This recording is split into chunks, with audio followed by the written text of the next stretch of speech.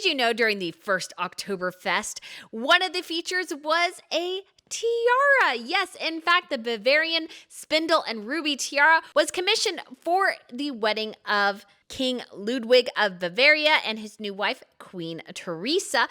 And that became the first Oktoberfest, a tradition that continues to this day. And I thought it would be great fun today, since it is Oktoberfest this month, to talk about this particular tiara, because I just got back from Bavaria last month and I actually got to see this tiara in person. And let me tell you, it is a massive, massive piece. It is huge, it sparkles, and in honor of Oktoberfest, we will be looking at two of the Bavarian tiaras that we actually can see inside the Munich residence treasury. So these are two beautiful pieces. One is the lover's knot, so I'll do that 2 weeks from now. But this week, we're going to talk about the Bavarian Ruby Spindle tiara.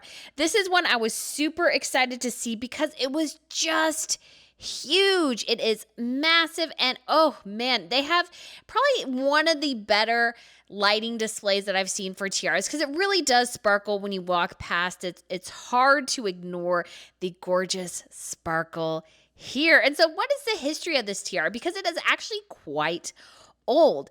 And so it was originally commissioned in the 1800s as a gift from King Ludwig I of Bavaria to his wife, Princess Teresa of Saxe-Hildburghausen.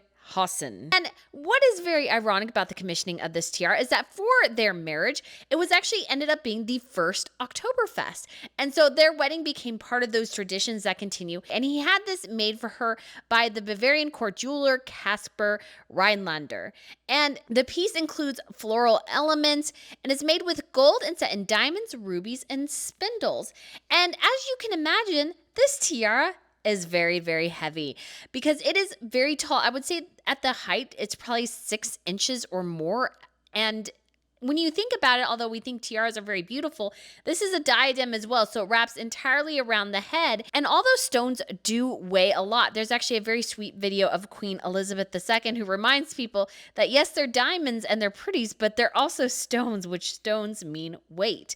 And so this piece is obviously very, very heavy, and it has a couple of accompanying features, and you can see there are 2 bracelets that accompany it, and there is a necklace and earrings as well. And this floral motif carries throughout the entire piece, and you can just really see the detail in some of the pictures here. Just as an FYI, I actually increased the blue color in these pictures because in the initial ones, when I took them, they actually ended up being rather very yellow. When you take the yellow out, you're actually left with this really pretty blue, and it actually makes the tiaras look a lot better here.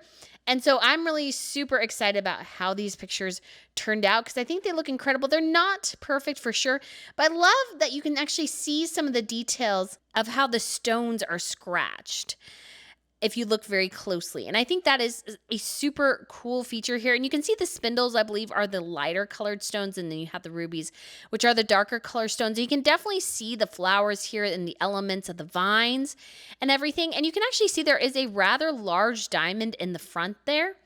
And I think it is just a very, very gorgeous tiara. Oh my goodness. This tiara, oh, does it sing, does it sing? And I highly recommend, if you are in Munich, to check out. It is in the Munich residence. So if you go into the building, to the left is the palace, and to the right, they call it the treasury. And they have many special pieces in there, including, which I believe is actually the oldest English crown in existence. It actually ended up in Bavaria. I can't remember exactly the whole sequence of events that led it to come here. But as you can imagine, as we've talked about many times with tiaras were usually included in marriages. And so when the child would go and marry into a different kingdom, they would obviously give them jewelry as part of that. And so tiaras especially ended up moving around quite a bit. And just in that time period, just so you are aware, Teresa actually did not end up wearing this tiara. As far as we're aware, she might have worn it at some point, but we haven't actually seen her in a picture or a painting with it. But to give you an idea of how old this piece is, they married in 1810. So that's when this tiara and jewelry set were commissioned. So it's actually incredibly old. And it was actually one of those things where they probably put it together and realized, maybe this was just a little bit too much and just a smidge too heavy. But we do have Crown Princess Antonia. She actually wore it in a series of pictures. So she is actually a princess of Luxembourg. She married the last crown prince of the Bavarian monarchy. And so she wore this in a series of portraits in 1921.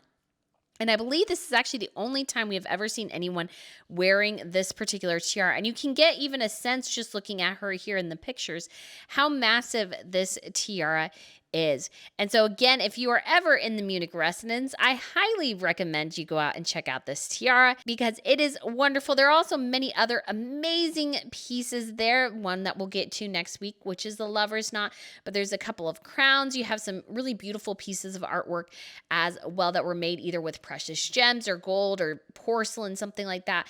And so it is really an incredible place. So I hope you guys really do enjoy these pictures and just the detail here. Obviously, they are not entirely perfect, but I hope you really do enjoy them and can get really a good feel for what this tiara is like. And I do have a little bit of a video I showed as well. Apologize for it being shaky. The camera I was using is actually very nice and also exceptionally heavy. So it is hard to hold and manage very well, but I really love how these pictures turned out. And I'm very excited as well to minimize the yellowness because all the pictures I had this horrible yellow tinge to them. But wouldn't you know, if you increase the blue, diminish the yellow, you actually, I think, really makes the diamonds and the jewelry sing as well because you get the rich blue background in addition to whiting out the gemstones even more than they already were. And happy Oktoberfest for those of you who participate in that. I do not, but we saw a lot of people preparing.